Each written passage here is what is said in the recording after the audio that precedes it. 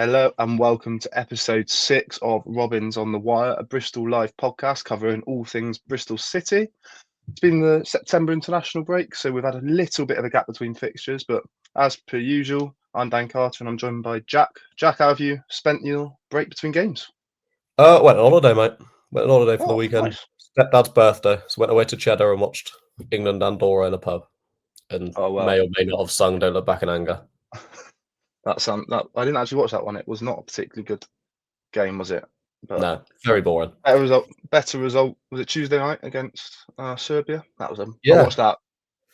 yeah. Much So that more was the one I positive. didn't watch. I was doing stuff for my internship. So Oh, you picked the game oh well then. well. Yeah, exactly. Well, obviously we've had a fair few days now without any Bristol City action. It feels a long time ago, that win over Hull, doesn't it? Yeah, I guess the main thing I've been up to over the break was I went down to the HPC for a bit of an interview with Bristol City CEO Tom Rawcliffe. That's been split into two parts that are both out on the Bristol Live website now. He also joined, I think, BBC Radio Bristol for Sound of the City um, on Monday night. Jack, I just wondered if you'd had a chance to read it or listen to him and just your sort of overall impressions. yeah. I think he sounds like he's got his head screwed on. He sounds like he's sort of the first interview he did. I think it was with Radio Bristol quite a while ago when he first came in. Or well, like partway through the summer. Yeah, it all just seems fairly sensible. I think he seems happy enough with the business we've done, which I think is probably the overarching point from fans as well. But I just wanted to sort of get what you thought were maybe the key points to discuss in this as well. Yeah, I think the natural point a lot of people have kind of focused on is the summer transfer window, and understandably so. I think, like you said, he was keen to emphasise the need to look at the window as a whole, because I do think that's something that's really hard to do, especially around deadline day, isn't it? You kind of focus on what happens in those last few days and forget that Emil Rees, Adam Randall, and Radek Vitek and Joe Lumley is all really smart business. Obviously Neto Borges as well. We kind of spoke about him a fair bit in the last episode, but that feels like a good pickup and a smart pickup considering what City needed at this time. But yeah, he was obviously keen to focus on that, but I don't think he shied away from the kind of push for a striker late on. I think it's quite well documented that Gerhard really wanted another forward in. I think the club were keen to do that. For whatever reason, it didn't quite happen. But I'd be interested to get your thoughts on that, because I think he said basically, these are not inexpensive deals to do. They are the hardest place to recruit, and they didn't want to get somebody who wasn't the right fit. And again, I know fans maybe won't necessarily like to hear that, because of course you want signings, but it just came across as like quite sensible to me. Yeah, I mean, like we've discussed sort of to no end, really. We all would have wanted another striker through the door, but as we know, it's the hardest position to get someone in. Everybody wants a 20-goal a season striker, like literally every football club on the planet. So yeah, it's always got to be a bit tough to try and find that person, and you don't want to, as much as he's maybe starting to come good now, you don't want to end up with a Fali Mayulu situation where we've rushed, got someone in, they've done all right for a couple of games, and then fallen off the face of the earth. And then everyone goes, "Oh, well, that was pointless. I don't know why we waited till January." Like sometimes they can't win unless they get it spot on. So yeah, I think it was clever and sensible to come out and say that as well, and be like, "Look, we wanted someone, but we couldn't get anyone. So now we may as well wait and plan out January and hope that we can maybe bring someone in if needed at that point." Yeah, and I think that's the kind of messaging we had. He basically said, the business this summer should have left him in a position to do business in January, which wasn't possible last year. So look, I think we all would have wanted another number 9. Gerhard's been very open about that, hasn't he? But I don't think there was any point in going out and getting, let's say, I'm not saying it's the similar sort of deal, but if you remember when they signed Harry Cornick from Luton, it was kind of similar, where there was a need for backup to, I think it was Conway and Wells at that point, and Yeah, it was a case of he was available, they could do the deal, and then it never quite felt like he had a set position under Nigel. He ended up playing more out on the right probably than he did as a 9, and you look at that, and that kind of business has impacted you nearly 3 years down the line, yeah, because paying people those wages, you've got to keep paying them whether they're performing or not. You've got to pay them at the end of every week. yeah, exactly that. And it's a shame with Cornick, really, isn't it? Because obviously when he first came in, everyone kind of went, okay, bit weird, but it'll do as backup for Conway and Wells.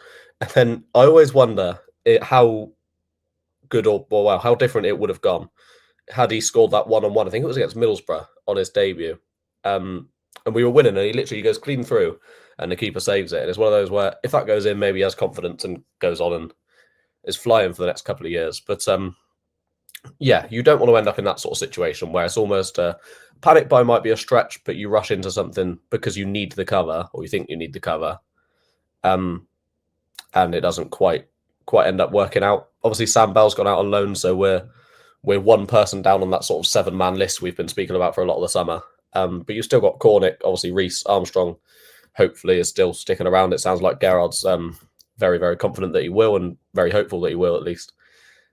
And then obviously you've got Fali Mayulu as well, who's starting to show signs of life again a little bit.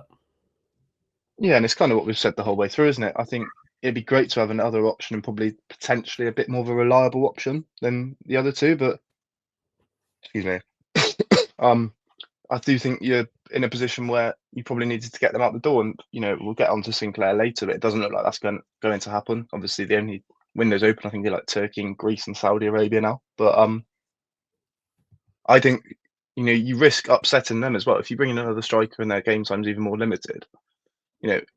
You've kind of wasted getting Bell out the door and getting I imagine, a portion of his wages covered by Wickham. And I think it's interesting the kind of reaction from supporters to the window is like it's just over a week away now, isn't it, from deadline day? I feel like when we recorded that pod the day after, there was a real sense of frustration that needed that 9, hadn't got it done.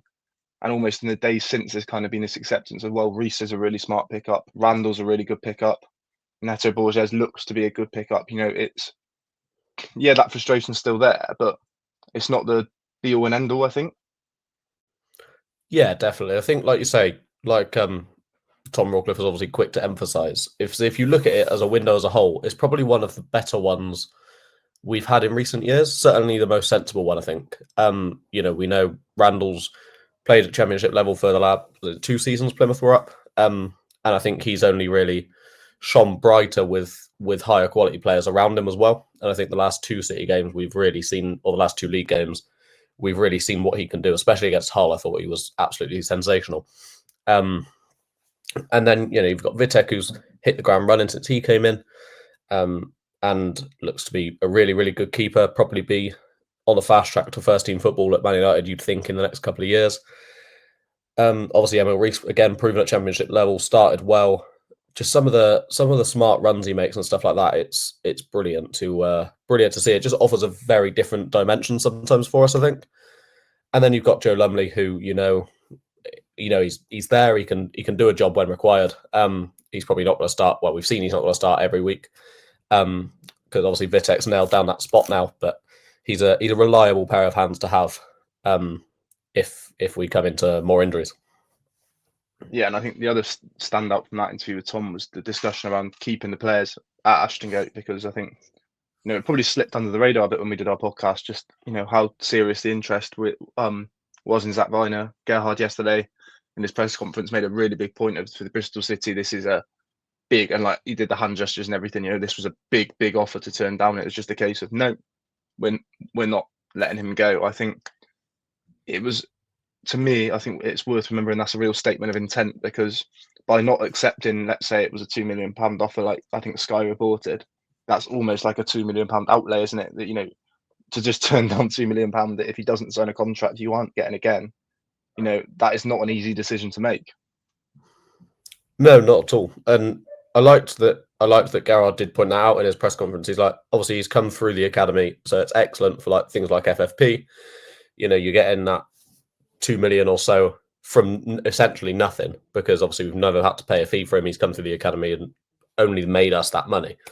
And it's a massive, I think I tweeted it at the time as well, it's a massive statement of intent from the club to go, right, no, we're not in the business of letting our best players go who we know still want to be here, and we aren't going to get like ridiculously good fees. It's not like we're looking at an Alex Scott or an Anton Semenyo type deal where it was almost, you'd have been silly to turn it down, and they would have obviously wanted to go on and play in the Premier League and things like that as well.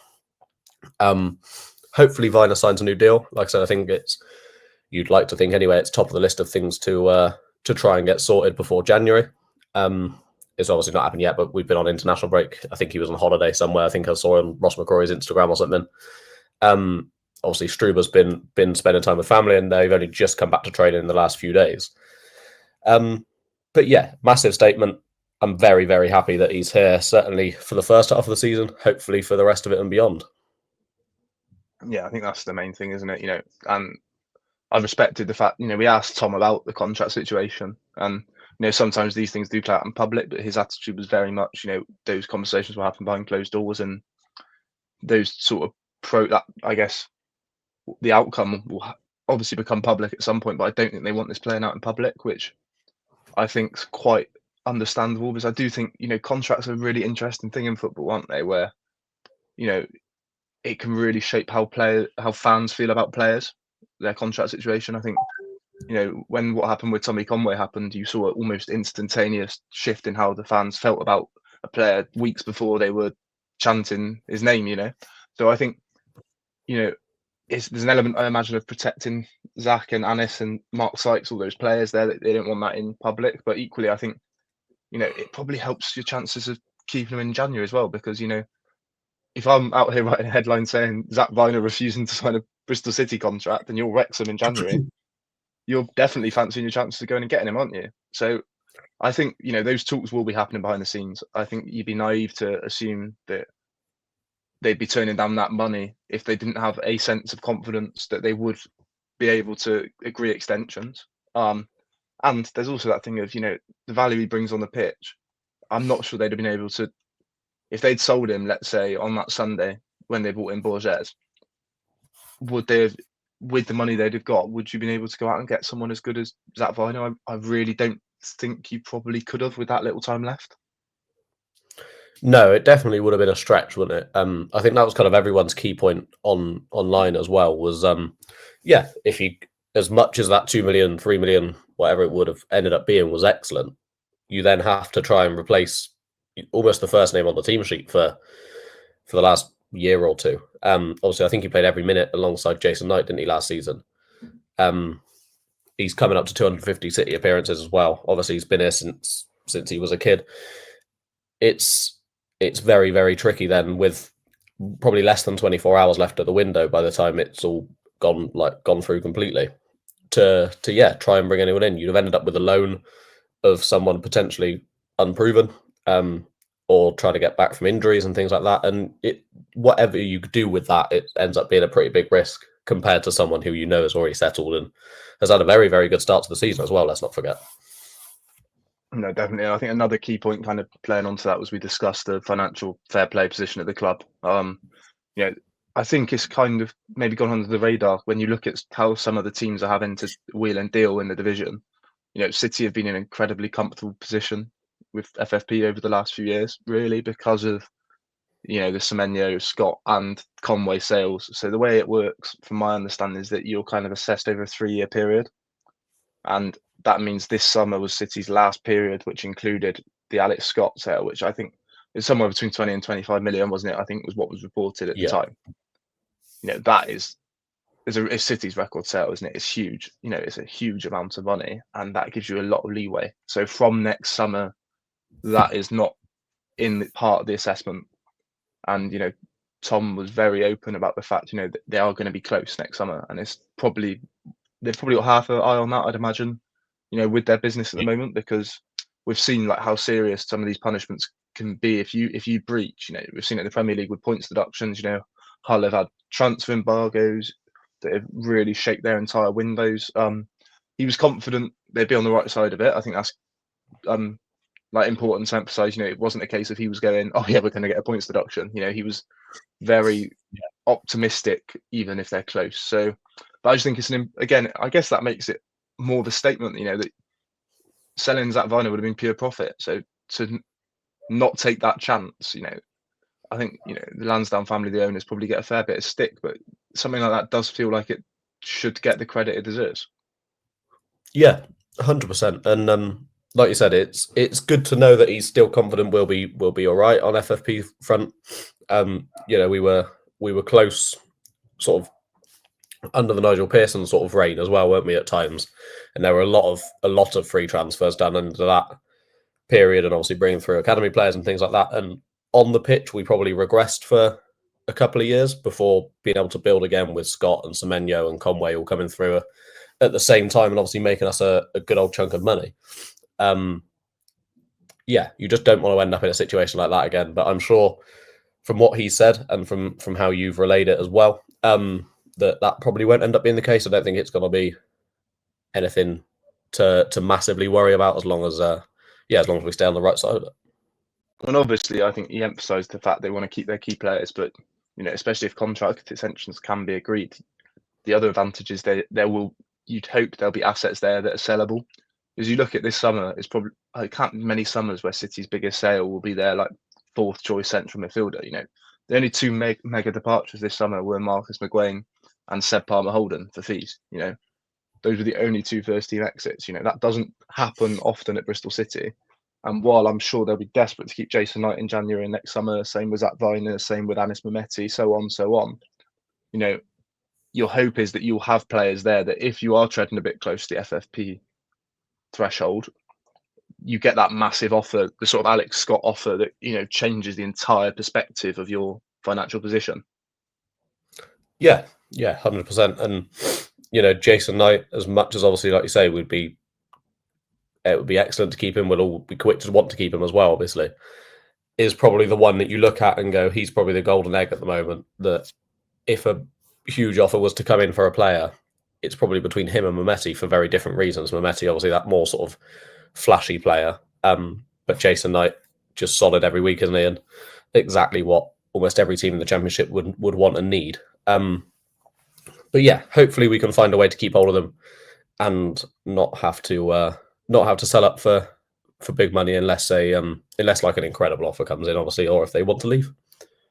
Yeah, of course. I think the other probably key talking point from that chat with Tom was about investment. I think Steve Lansdown's been very open about that kind of looking for more investment, potentially a takeover. I think he's been quite open about the fact if the right offer was kind of made, you'd probably consider it if it's for the right person. I think the main important thing to mention there is that Tom basically suggested nothing's close. I think the phrase he uses, you've got to kiss 1,000 frogs to find a prince.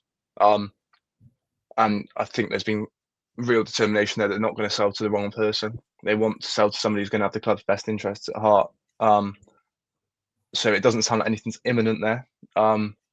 But yeah, I think, that's going to be a topic that kind of rumbles away in the background, I think, until something happens. And I do think, it's worth mentioning that, when City are playing well, getting in the playoffs on Sky and performing well and up in the top six, that will draw, it's going to draw eyes to the club, isn't it, from investors, you'd imagine.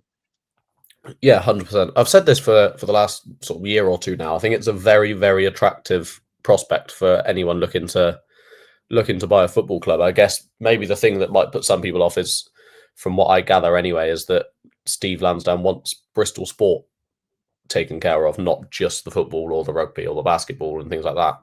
He wants it to go as a package if it goes, is my understanding of it anyway.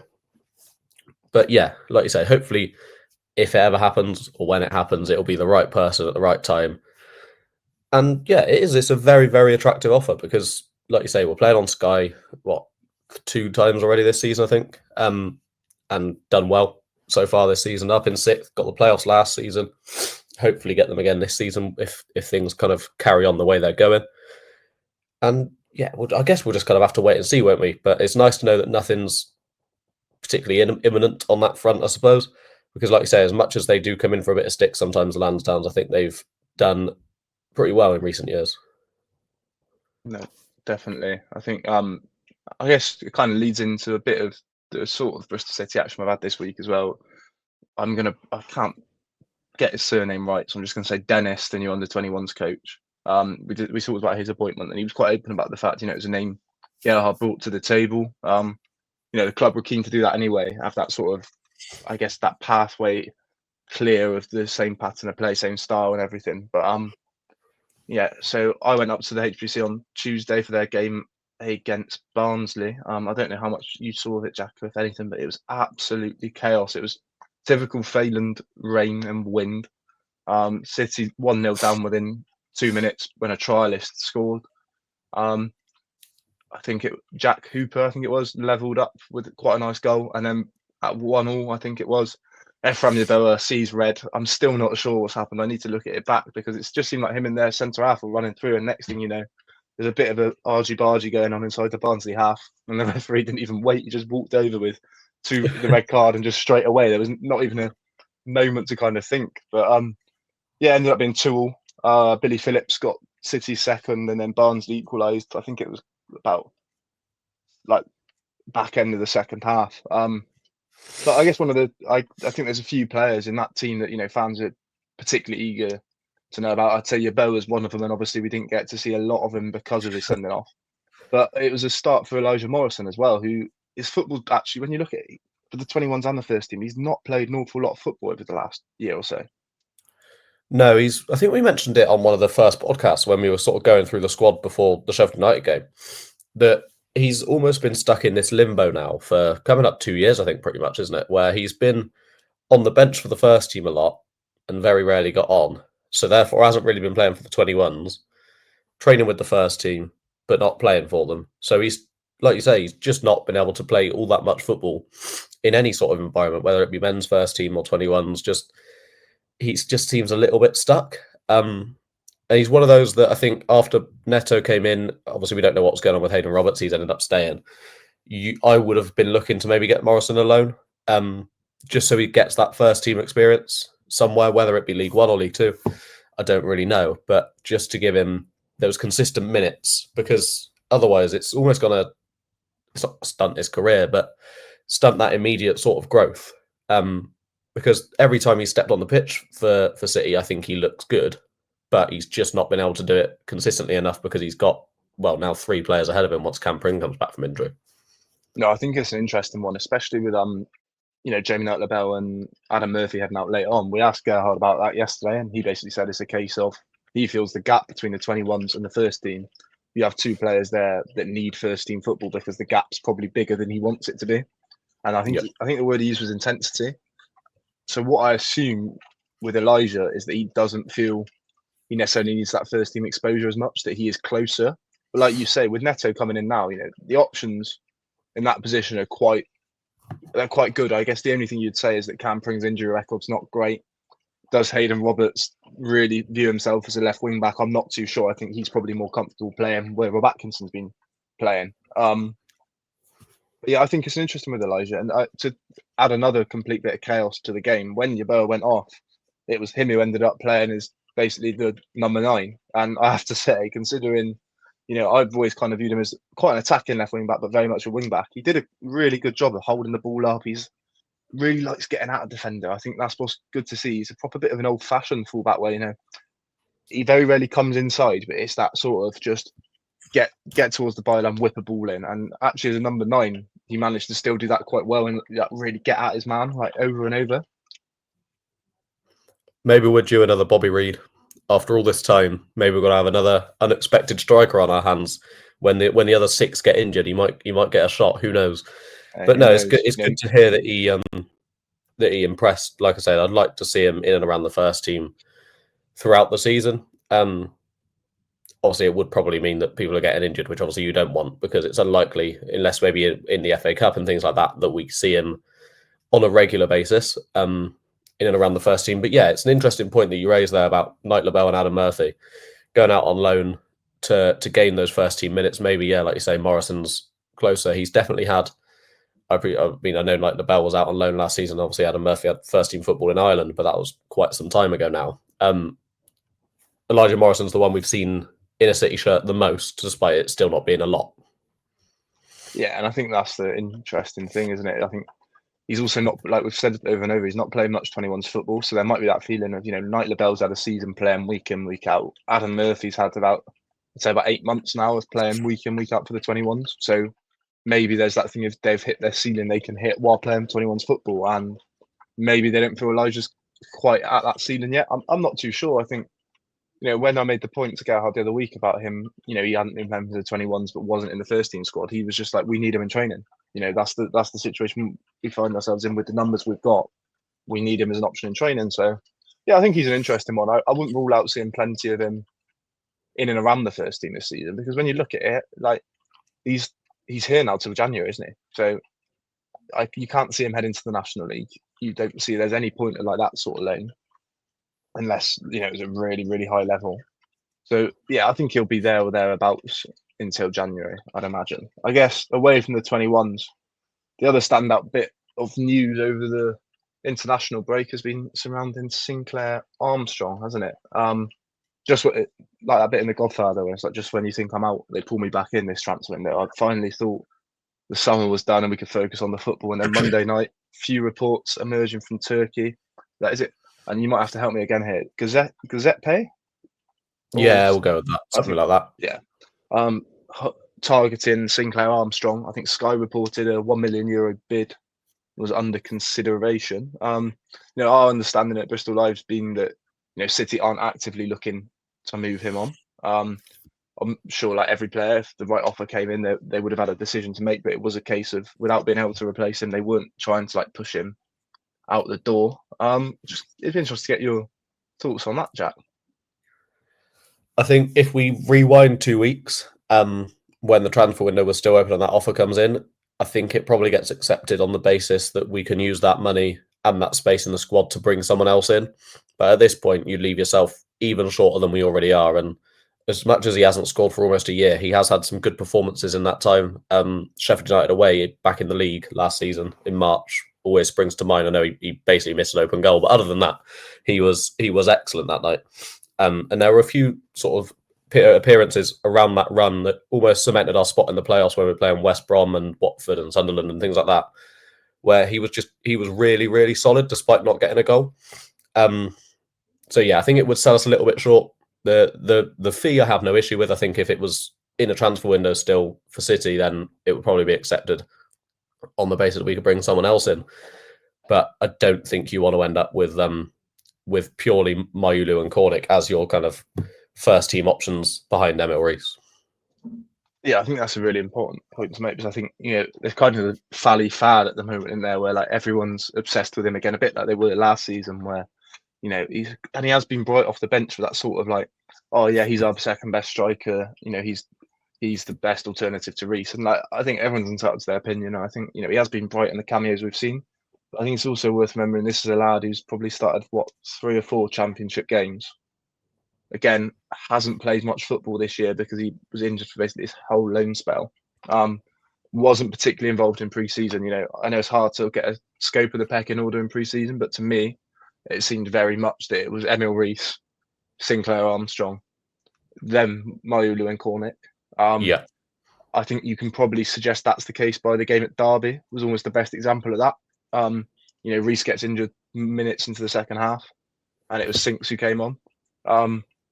So, look, I know he's not everyone's cup of tea, and I think it'd be naive to suggest he's the finished article. But he probably is still the best option behind Emil Rees, I think. I think it's worth touching on what Gerhard said yesterday. I think his words were, it's crystal clear right now that he stays, which I think is understandable, especially because, it's been so well documented that City were in the market for a number 9 in the final days of the window. It would seem like a really bizarre call, wouldn't it, if you didn't get that 9 you wanted and then allowed one of the 9s you already have to leave, having already let Bell go. It would. I know people go, there's another market window in January, but I think I worked it out today. There's 20 championship games between now and the transfer window opening. If, let's say, Rees gets injured up at Wednesday on Saturday, and you have to go to 19 of those games with Cornick and Fally, I'm not saying they wouldn't perform, but if they didn't perform, your season could be done before you can even go and get that striker in January. Yeah, I think that's a large part of the issue. And the other thing Struber mentioned yesterday is that he is still very young. And like you mentioned there, he's not the finished article yet. He's only, is he 22, 23? There's a lot that he needs to work on, but he's still bottom line is he's still a good footballer. You have to be a good footballer to play at championship level. That's like, he's played there for the last few years with us in QPR. Maybe he needs to work on his finishing a little bit, but other than that, he is a very strong footballer. I think we'd be silly to sell him at this point when you can't go out and get a replacement. Like you say, you've got to play near on half the season before the windows open again. Yeah, and I think, we've seen this summer how difficult it is to actually go and get the 9 that you want as well. So there's no guarantee that you sell him now and you definitely get the person you want when January rolls around.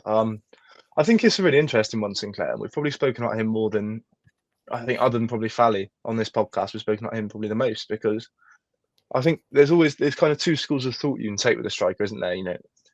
Arguably finishing and that ability to compose yourself in front of goal and find the back of the net is almost, I think a lot of people will say, oh, you've either got that or you haven't. And equally, there is a school of thought that suggests there's not many strikers who can get into the positions he can with that pace and power. So it's that weird thing of, you do just feel like if the penny can drop and he can get that, I genuinely think if he can get one, we might see a complete different player, because I think back to the start of last season, and he scored against Millwall, didn't he? The header in that mad 4-3 game. He scored, I can't remember what his second goal was. I think it was at home as well. Oxford. Scored. And was then that 1-on-1? Yeah. No, it was like the goal against Oxford was like a tap in. I think it came across the box from possibly Sam Bell. Can't really remember. Yeah, so the goal against Plymouth was almost the exact sort of goal you want a striker with Sinclair Armstrong's abilities to be scoring, because he broke through, composed himself, opened his body so well, and genuinely rolled it in. I remember thinking at the time, I think we spoke to Liam about it, and maybe even Sinclair, that felt like a real sort of, okay, that might be the one. Because he's done that once, maybe that's where it clicks. And then he got injured up at Sunderland like a week or two later. And I think I'd love to see what I genuinely think if he can get one, and it just somehow, if he can get one, I know I keep saying it, but there's a player in there. Is he the finished article? Definitely not. Is he an like for like switch for Emil Rees? No. But I'd argue the way he runs the channels, and he doesn't always do it effectively, but he can hold the ball up, is probably the closest to Emil Rees City have got. Because Fally isn't a channel runner, is he? Fally is very much a play it into him. He's a touch off, lay off. He's a bit not a target man, but that sort of, he's a touch player. Cornick is pure energy. He's a bit like frantic Duracell bunny, almost. I wouldn't say to the same level, but that sort of Andy Weimann, isn't it? Set him off. That's what I was just thinking. So yeah, I think it makes sense to keep him. I know that's probably not a view shared by all City fans. But if there's offers on the table now, I'm sure there will be in January, and that'll be a chance to kind of reassess. Yeah, definitely. It's I think we'd be silly to get rid of him. Bottom line, like you say, hopefully if he gets one, George Earthy last season, I think, is almost the perfect example of that. He scored those 2 against Borough where he pretty much couldn't miss them, especially the second one. Sometimes you just need that lucky bounce to go your way, and a shot goes in off your backside or something like that, and all of a sudden you're up and running. Because George Earthy, for that last 3 months of the season, was arguably our best player, to be fair, or certainly up there. You're spot on. If you can get something like that, go for Armstrong. And I don't know, Scott Twine takes a free kick on Saturday.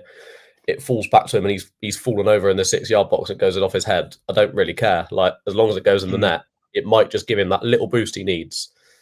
To hopefully, I also think it's worth noting the way the fans have been hit with him and Fally. I think when we're talking about confidence players, they've been, especially at games, really good for the pair in the start of this season. Whenever they've come on, I remember being at Sheffield United, and he came out to warm up. It must have been at like 3-1 or maybe even at 4-1. He came out to warm up, and the other end were like chanting his name, and you could see the big grin on his face. He kind of like waved at the fans, and I was like, I always get the feeling with Sinclair, he's probably one of those, if he's feeling happy and he's got that belief from the people around him. I think he's spoken quite openly about his faith and how that helps him as well. You do just get that feeling that if he can get, I know I keep saying I'm kind of just repeating myself, but God, I just hope he gets one, because I think it'll give him such a boost. Because if we're all talking about it being since November he last scored, there's no doubt that thought's in his mind somewhere. Oh yeah, absolutely, and I'm sure it's in Flally's mind as well. He hasn't scored since last August. Like, for someone who scored a lot in Austria, and probably would have had a decent loan spell had he not got injured as well, and that would have no doubt helped his confidence again. And he scored in his first 2 games for us as well. Like, he's a good player. You look at Armstrong's goal tally before his injury, in like, what was it, early December, I suppose, by that point. Yeah, 3 goals by December, he probably wasn't, I mean, he started a kind of bit, fell didn't out he? the But team yeah, halfway through that sort of spell, didn't he? Yeah, so like, that's what I mean. I it don't wasn't think bad. It's just that it's not like was it incredible? Yeah, was it against him. incredible? No, but if he carried on that for the whole season, he probably wouldn't have been that far away from what Naki Wells ended up with. And there was some really good performance. Like, I think you mentioned it. There was some good performances where he didn't score. I remember that mad game at Oxford and was it 2-2 in the end, and Williams and Yeah, McCrory got sent off. He came off and he genuinely changed that game. The way he held the ball up was superb, especially with 10 yeah, men. And they tried to do the same in the playoffs and it didn't quite work. But yeah, I mean, Gerhard's set out is still pretty confidently that he won't be going anywhere. Turkish transfer deadline's Friday. So obviously, I'm sure that can change if a big offer comes in, but it all seems to be a bit quiet around that since the story kind of broke, hasn't it? yeah. I I, think Gerrard's done a good job at putting it to bed pretty much straight away, yeah, really. yeah. Like you say, unless a massive offer comes in for him, then he'll be here until January. Well, I think it means everyone involved knows where they stand as well, don't they? That honesty. We saw similar with when the Ross McCrory speculation came out, when this stuff about Zach Viner kind of arose. It was just very much a case of no, I don't want to lose them, and imagine there must be some people in the board kind of tearing their hair out then because you've got the manager making it quite public his stance. That probably puts a bit of pressure on you to do what he said, but I think it's a positive thing. You mentioned Gerhard putting things to bed. It's the first time we've had the chance to speak to him yesterday since the transfer window closed. I think we can play a little clip here about what he said about that kind of late search for a striker and just how it didn't quite work out. Yeah, this is. I think the transfer window is not always easy, yeah, and especially, and we know our frame at the moment in more direction what we can do, and this was a combination of more things. In the end, was crashed the situation with a new striker. Yeah, so I don't want to be a coach and mourn and less energy in this way. This was not a sexy moment, yeah, but we have to do right now everything with our roster, and I have a big trust and a big belief we can do it with this roster in a good direction. My wish is clear for the next transfer window. We have to do it better, yeah, and also my expectation in this direction is, of course, we have to do it better. But right now, I'm happy with my team. Yep. Well, I think we just mentioned it off camera there, Jack, but it's incredibly open from the City boss. They're basically just saying, things need to be a bit better in January. Need to be I think the early worm was the early bird, wasn't it? It was the phrase he used later on. I think that honesty has been something we've heard a lot from him so far. He must, I guess, it'd be wrong to suggest, and I think Tom mentioned it himself in the interview. There will be a frustration there that they didn't get that over the line. But I think kind of similar to what we said about Tom, that honesty to be clear with the fans about where things are at, probably only a positive thing. Yeah, absolutely. I think it's almost a bit reminiscent of your Nigel Pearsons and your Steve Cottrells rather than a Liam Manning or a Lee Johnson. Kind of yes man might be a bit of a stretch. I never really like that term, but you know what I mean? Someone who's not going to say too much in the media to try and always help keep the board happy, like you mentioned there. It does put a little bit of pressure on them to make sure they keep hold of Viner and Mehmeti and so on and so forth. And also put a bit of pressure on them to buy a striker to, improve certain areas of the pitch that maybe we don't know, obviously. But if that doesn't get said in the media, do they go looking for that sort of as thoroughly? Maybe. I don't know. But yeah, I really like it. I've enjoyed listening to all of his press conferences so far. Yeah, big fan. Yeah, I think so. I think it was interesting. He spoke about needing to do better in January. I think was the way he put it. And I think there's been a bit of talk on social media about what he means by that, who that might be directed to. I'm not even sure it is that directed, because he said we need to do better. I think there's probably just that's quite obvious, almost in a way, isn't it? That if you wanted to get a striker and you didn't get one done, as a club, you need to do better. That's fine. I think it's interesting, the reaction to it. I was sometimes when people say stuff in press conferences, you kind of stop and you go, "Oh, that's going to cause a bit of a stir." And I wondered if that might be the case with that. And it's caused a bit of a rumbling on social media, but nothing out of the ordinary. And I wonder if that comes from the openness of the likes of Tom, have kind of almost said they're as frustrated before he has. But yeah, I think, you'd expect him to be in the market for another 9 now, wouldn't you, in January? That seems to be the impression I got from that, is that, he feels they need another one when January rolls around. Obviously, things can change in, little under 4 months, but you'd expect that probably be top of the list when the winter comes around.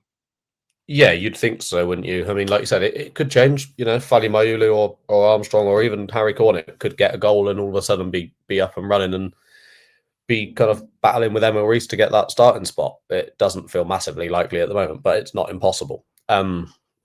Hopefully, if we get to January and we do need a 9, then we get it done early doors, because the only downside to being so open and positive is everyone now knows that we're looking for a striker. So naturally, it's got to be even harder than it would be normally to get a striker in January. You end up paying over the odds for players in January typically anyway, because it's halfway through the season. Everyone can see the position you're in.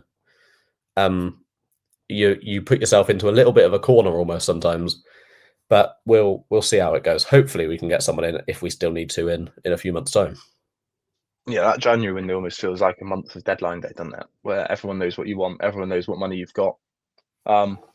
Yeah, I think, I don't think we need to dwell too much on that. I think it's an interesting little comment from him. Like I said, I don't think it's particularly him digging anyone out or anything like that. I think it's just very much, that's I think, and City know that. I think they know that's the type of manager they've got. It's probably a bit more of a European thing than the English managers as well. That they are incredibly open, wear their hearts on their sleeve. But yeah, I think it'd be interesting to see what sort of names crop up in the links between now and the winter. You'd imagine, obviously, the contracts that we mentioned earlier will be a major topic for them, but preparing for January will be equally as important.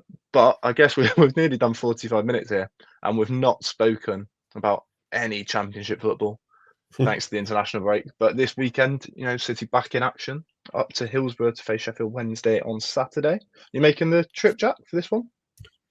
No, mate. No can do. I'll be at Preston though. Oh, okay, you've picked the nicer one of the two there, haven't you? It's not exactly the best choice of 2 away days. No, exactly. But no, not making the trip this time around. They've had a tough old time of it, haven't they? The Owls. I don't think we need to go too much into it. It was just pretty well documented what's going on there with the ownership and the transfer bans, and I think the team other than Barry Bannon and a couple of others are all basically teenagers or academy products. But I know the league position's not exactly perfect, but they've not had a terrible start. A couple of decent performances in there. I think there's a lot of team spirit in that group. Appears to be ridiculously high. Yeah, absolutely. I mean, fair play to them. Taking the lead at Leicester on the opening day was a bit of a shock to everyone, I think, wasn't it? Yeah, fair play. I mean, you kind of still have to assume they're going to end up being relegated this season, but the fans are sticking with them. I know there are boycotts at some home games and stuff like that due to the ownership. But yeah, it's a bit of a sorry state of affairs, isn't it, for such a big club to be ruined by such poor ownership. But like I said, we won't go into it too much. We'll try and focus on the football. In which case, it will still be a difficult game, because I was having this conversation before the start of the season with someone. When those sort of things happen, you either get a group of players who just fold and they lose virtually every game of the season, or you get what Sheffield Wednesday seem to be doing, which is putting up a really, really good fight. I know they haven't won a game yet. They've only got a point from their opening 4, but there's nothing to write them off. Like, they're not sort of just going down with a whimper, are they, at the moment? They are putting in some decent performances. No, I think we spoke to Max Bird yesterday, and that was something he kind of echoed, was that, I know it's a proper cliche, isn't it? The whole, there's no such thing as an easy game, yada, yada, yada. But like, it won't be easy. They know they've got to scrap and fight for everything this season. I think they'll imagine they'll be probably in quite a low block. You'd think. I think that's what Gerhard hinted at yesterday. Which, historically, City haven't always dealt with the best. But it's got to be one. If Max Bird's comment yesterday was, we don't even have to talk about the goal as players, because we know exactly what we want to do this year. They want to be in the playoffs. They want to be playing Premier League football next year. Yeah. In that case, this feels like one you've probably got to win, doesn't it? I know that seems stupid to suggest when we've just said how difficult a prospect it'll be, but it does feel like one where if you've got those aspirations, you probably need to be heading back to Ashton Gate with 3 points. Yeah, 100%. I think it's what we've been guilty of, isn't it, over the last few years, is not taking those opportunities. We went out there and I think it was 2-2 in the end, wasn't it, last season? And even that was a bit of a struggle. Like, I think they took the lead, we equalised, they took the lead again. We equalised very late. I think it was Ross McCrory with one of his earlier goals for the club. But it'll be interesting. But yeah, I think if you want to be in the playoffs more comfortably, well, we can't be in there less comfortably, really, can we, than we were last season? But if we can be in there and be 4th or 5th rather than squeeze in on 6th, then yeah, this is the sort of game you have to go and pick up 3 points. Interesting when it comes down to the team selection, I think, because it feels quite straightforward after that whole win last time out. But Max Bird maybe causing it 1 or 2 problems by playing so well off the bench. I think Gerhard said over the break and that game felt like he really saw the proper Max Bird. And, I think he said it's kind of just clicked weirdly in the week of training leading up to that game for him. Imagine he's causing 1 or 2 headaches for Gerhard, as probably will be Neto Borges, because realistically, other than Elijah Morrison, he's the only natural left wing back. But Ross McCrory's coming off a game where he got 2 assists from that position. So, go on, I'll quiz you. If you are the City gaffer, what are you doing up at Hillsborough this weekend? I'm dropping Mark Sykes, I think, and putting McCrory back on the right and bring in Neto and go for those sort of them on the right side, sort of doing what they should naturally do. As much as I like Mark Sykes, I think he did have a decent game. And we can't forget Hirakawa either. I thought he was excellent when he came on. That cameo. Against Hull. But I'd like to see him. I don't think he'll start, but if he comes on, I'd like to see him playing a bit further up the pitch. I'd like to see him coming on for Mehmeti or Twine, assuming they start again, rather than back at left wing back. So you'd go Neto at left wing back? I think so. I think it's an interesting one because Gail mentioned it. I think I'm going to put the piece out later today. It might even be out by the time this is up, but he kind of suggested he might need to start from the bench because he's not played loads of football. But equally, he said how effective the way he plays could be when breaking down a low block. Because I don't think I've spoken to people at the Borough end. He's not the quickest. He's not a campering, bomb it down the wing, get at the opposite fullback. I think he's a bit more cultured. He's got that. I'll get it.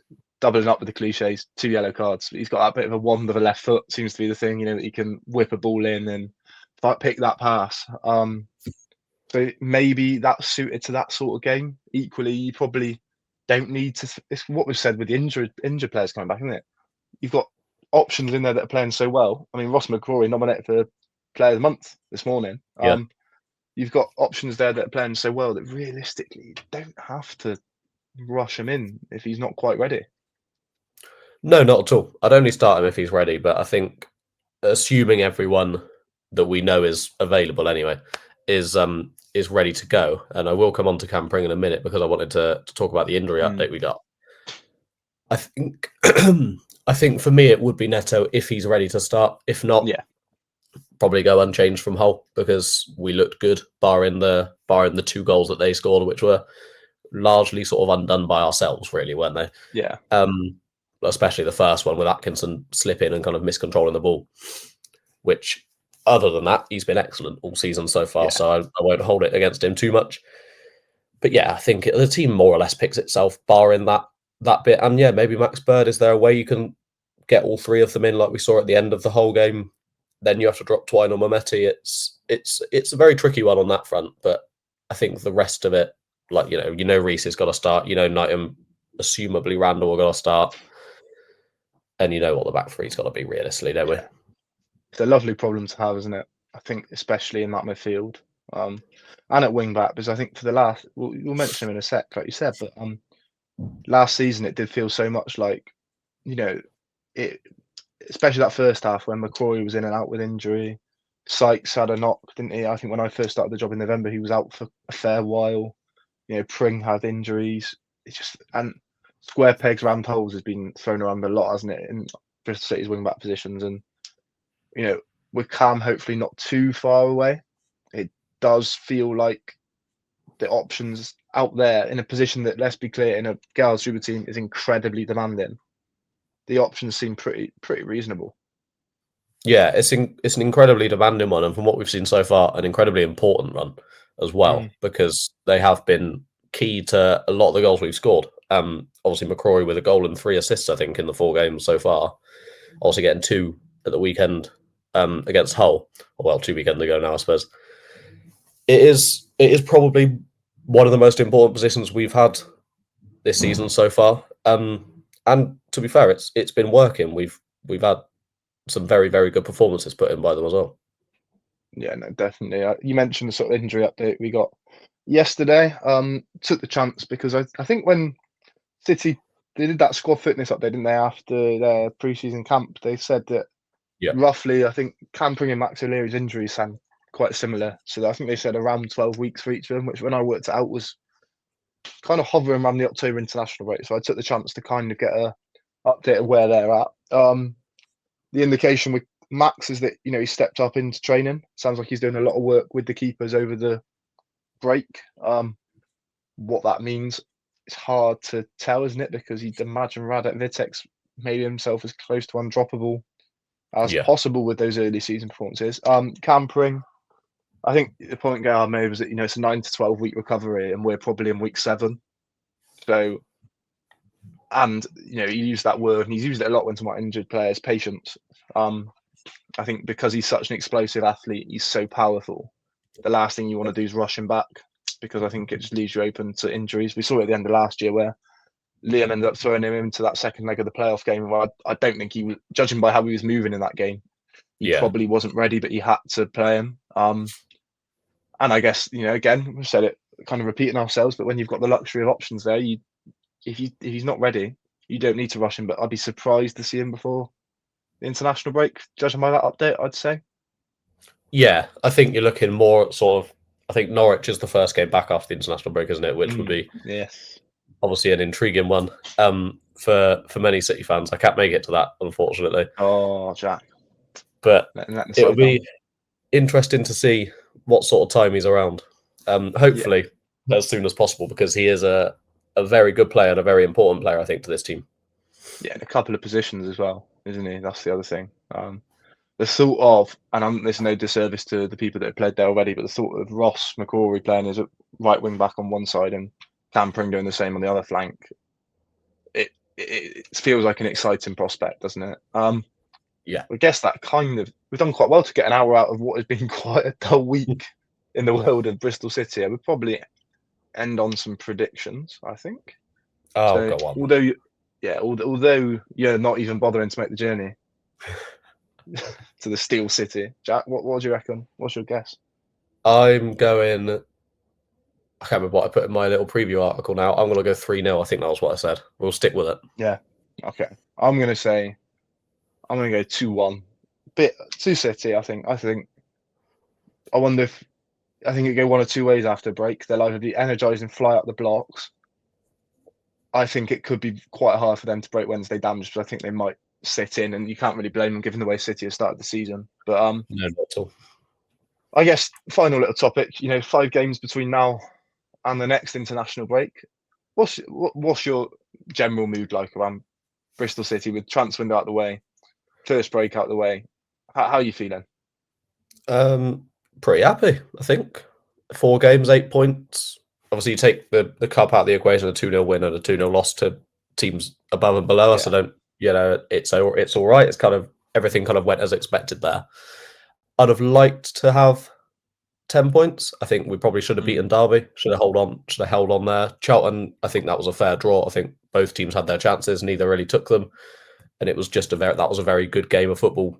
Defensively, anyway, quite boring to watch, I suspect, but it was an intriguing one, wasn't it? I think 5 games, a couple of tough ones in there. Ipswich is in there, isn't it? And QPR at home. And then other than that, I think Ipswich is definitely the toughest game in there. You take anything above 10 points, I think, don't you, really? Yeah, I think it'd be kind of, again, I feel like we've repeated ourselves a lot today, but a lot was said about that first international break being a really good marker to assess the start. I think that October break will be kind of when you get a real idea of just where this team could be, because they'll have played Ipswich and Sheffield United. I know Sheffield United had a bad start, but no one knew that when the fixtures came out. They were probably the early ones people pointed to as difficult games. So yeah, I think it'd be interesting to kind of assess when we get to the end of these 5 games, just where City are. But I think that's pretty much wraps us up for today. As always, thanks to everyone for listening. Thanks to Jack for his time. Please subscribe if you're on YouTube. If you can give us a review if you're on Spotify or Apple as well, that'd be great. Feel free to share the pod with as many people as possible. We're starting to grow like quite a nice little community, I think, with it. So yeah, we'll be back next week. I imagine probably early next week to assess whatever happened at Hillsborough. Hopefully it's a nice positive pod. But until then, thanks again, Jack.